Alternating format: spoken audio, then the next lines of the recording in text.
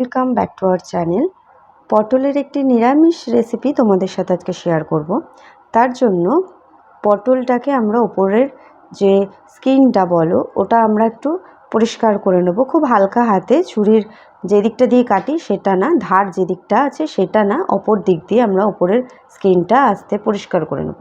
তারপরে ছুরি দিয়ে পটলের ওই একদিকটা একটু কেটে চামচের দেখো পেছন দিকটা আমি নিয়েছি, পেছন দিক দিয়ে পটলের ভিতরে যে দানাগুলো আছে সেটা আমি বের করে নেব। পুরোটা পরিষ্কার করে বের করে রাখবো। আমি দেখো কতটা পরিষ্কার করে খুব আস্তে আস্তে করতে হবে যাতে পটলটা ফেটে না যায়। তার জন্য খুব আস্তে আস্তে পটলটা পরিষ্কার করে নেব। আর যখন করবে ছুরি দিয়ে মাথাটার উপরটা হালকা করে একটু কেটে নেবে, তাহলে কি ওপরে তুমি ওটা কেটে নিলে আর প্রেশার দিতে হবে না চামচ দিয়ে, ওটা আস্তে আস্তে ইজিলি বেরিয়ে আসবে। এরপরে পটলটা আমি পরিষ্কার করে নেওয়ার পর আমি ধুয়ে রেখে দিয়েছি। দেখো একদম আমি পরিষ্কার করে নিয়েছি ভেতরে। এরপরে একটা পেস্ট আমি রেডি করব পটলের পুরটার জন্য। তার জন্য নিয়েছি 2 চামচ পোস্ত, 7-8টা কাজু বাদাম, আর নেব 1 চামচ চার মগজ। এটা অপশনাল, তুমি দিতেও পারো নাও দিতে পারো। আর তার সাথে 1 চামচ সাদা সর্ষেটাকে একটু গরম জল দিয়ে ভিজিয়ে রেখেছি। আর এই যে শুকনো লঙ্কাটা আমি ভিজিয়ে রাখলাম, এটা আমার এখন কাজে লাগবে না, আমি যখন গ্রেভি করব তখন আস্তে আস্তে আমি সেটা বলে দিচ্ছি। এরপরে পটলের পুরটা করতে আমি পনির ব্যবহার করছি। পনিরটাকে ভালো করে আমি গ্রেট করে নিয়েছি। এরপরে পটলগুলোর মধ্যে একটু নুন হলুদ লাগিয়ে পটলটা আমি ভেজে নেব। খুব হালকা হাতে ভাজবো পটলটা। কড়াই গরম করে নিয়ে তার মধ্যে আমি সাদা তেলে পটলগুলোকে ভাজবো। সাদা তেল দিয়ে তার মধ্যে একে একে পটলগুলোকে আমি দিয়ে দিয়েছি। পটলগুলোকে আমি চাপা দিয়ে ভাজবো যাতে নরমও হয়ে যায় আবার ভাজাও হয়ে যায়। মাঝে মাঝে আমি একটু দেখে নিয়েছি ওলট পালট করে। এরপরে আমি পেস্টটা রেডি করে নেব।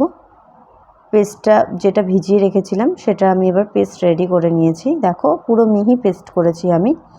পটলগুলো ভাজা হয়ে গেছে আমার। এবার আমি একে একে পটলগুলো তুলে নেব। পটলগুলো তুলে রাখার পরে পটলগুলো আমি ঠান্ডা হতে দেবো। ঠান্ডা হয়ে আসলে এরপরে আমি ওই যে পটলের দানাগুলো রেখেছিলাম ওটাও আমি একটু পেস্ট করে নেব। পেস্ট করে নিয়ে কড়াইতে সাদা তেল দিয়ে ওর মধ্যে একটু কালো জিরে ফোড়ন দেব। কালো জিরে ফোড়ন দেওয়ার পরে পটলের দানাগুলো যেগুলো আমি পেস্ট করেছি প্রথমে আমি ওটা দেব। ওগুলো দিয়ে একটু নাড়াচাড়া করার পরে আমি পনিরটা যে গ্রেট করে রেখেছি পনিরটা এবার আমি আস্তে আস্তে দিয়ে দেবো। পনিরটা দিয়ে আমি ভালো করে ভেজে নেব। ভালোভাবে পনিরটাকে আমি ওই পেস্টটার সাথে, যে দানার পেস্টটা রয়েছে ওই পেস্টটার সাথে আমি ভালো করে মিশিয়ে ভালোভাবে পনিরটাকে এবার ভেজে নেব। এবার দেখো আমি তার মধ্যে নুন হলুদ আর একটু সামান্য জিরের গুঁড়ো আর কাশ্মীরি লঙ্কার গুঁড়ো আমি দিয়েছি এখানে, দিয়ে আমি একটু ভেজে নিয়েছি। এবার ভাজা ভাজা হয়ে আসলে ওর মধ্যে আমি যে পেস্টটা করেছি আগের, যেটা গরম জলে আমি ভিজিয়ে রেখেছিলাম কাজু বাদাম পোস্ত আর সর্ষের যে পেস্টটা, সেটা আমি হাফটা এখানে ইউজ করব আর হাফটা আমি রেখে দেবো, সেটা আমি গ্রেভিতে ইউজ করব। এবার ভালো করে যখন আমার ভাজা হয়ে যাবে, যখন দেখব জল আর নেই, জলটা পুরো টেনে নিয়েছে, তার মধ্যে সামান্য গরম মশলা আর একটু ঘি আর কাজু বাদাম আর কিশমিশটাকে আমি ওটার মধ্যে দিয়ে ভেজে তুলে রেখেছি ঠান্ডা হতে। এইবার এই যে ভিজিয়ে রেখেছিলাম শুকনো লঙ্কাটা, শুকনো লঙ্কার আদা আর আমি একটু টমেটো দিয়ে পেস্ট করে নেব। এবার একে একে পুরটা আমি আস্তে আস্তে খুব সাবধানে পটলের ভিতরে ভরে নেব। পটলের ভিতরে পুরটা ভরা হয়ে গেলে একটা টুথপিকের সাহায্যে আমি ওর মাথার যেটা আমি কেটে রেখেছিলাম ওটা, হ্যাঁ বলতে ভুলে গেছি, ওই মাথার যে অংশটা কেটে রাখবে সেটা ফেলবে না, সেটা আমাদের এই মুখটা আটকাতে সাহায্য করবে। এর করে আমি সব কটা পুর ভরা হয়ে গেছে। কড়াই গরম করতে বসিয়ে দিয়েছি, তার মধ্যে সামান্য জিরে দিয়ে দিয়েছি। এরপরে যে পেস্টটা করেছিলাম টমেটো শুকনো লঙ্কা আদা, সেটা আমি দিয়ে একটু নাড়াচাড়া করব। জলটা একটু মজে এলে তার মধ্যে আমি হলুদ গুঁড়ো, নুন আর সামান্য জিরের গুঁড়ো আমি দিয়ে দেব। নুনটা অবশ্যই তোমাদের স্বাদ মতো দেবে। তারপরে দেখো এটাকে খুব ভালোভাবে কষিয়ে নিতে হবে।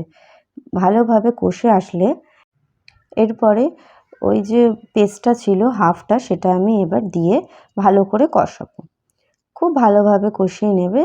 কষানো হয়ে গেলে তার মধ্যে সামান্য জল দিয়ে আমি কষিয়েছি। আর এই মশলা ধোয়া জলটা যে বাটির, ওটা আমি দিয়েছি। দিয়ে খুব ভালোভাবে কষে নেওয়ার পরে আর একটু জল দিয়ে আমি জলটা ফুটতে দেব।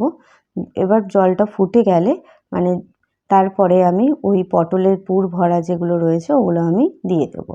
দিয়ে হালকা আমি নেড়ে চেড়ে তার মধ্যে 1 চামচ ঘি আর গরম মশলা দিয়ে ঢাকা দিয়ে রাখবো। ব্যাস রেডি আমাদের পটলের দোলমা। ঢাকনা তুলে গরম গরম সার্ভ করো। আর যদি রেসিপিটি তোমাদের ভালো লেগে থাকে তাহলে অবশ্যই বাড়িতে বানিয়ে ট্রাই করে আমাকে কমেন্ট করো। ভালো লাগলে লাইক, শেয়ার, সাবস্ক্রাইব করে আমার পাশে থেকো। Thank you.